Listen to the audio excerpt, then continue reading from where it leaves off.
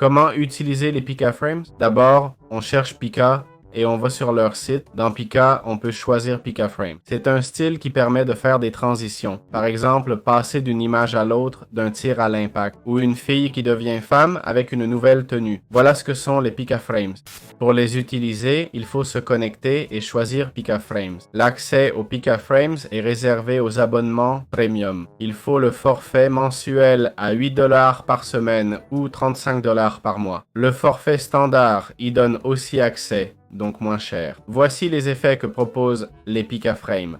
Par exemple, ce raton laveur se transforme en crêpe. Ces transitions me rappellent beaucoup le cinéma. On voit ce poussin qui sort d'un œuf, une fille qui se change en sorcière par exemple. Ensuite, ce chat qui se transforme en chien. Là, c'est le chien de Dogecoin. Et enfin, un chaton qui devient un roi. Incroyable, vraiment incroyable. Voilà, c'est tout. C'est comme ça que fonctionnent les Pika Frames.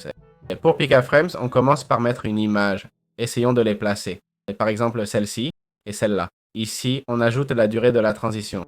10 secondes. On décrit notre transition. Et on met une cerise se transforme en cerisier. Et on l'envoie, comme vous voyez. Ça, c'est payant.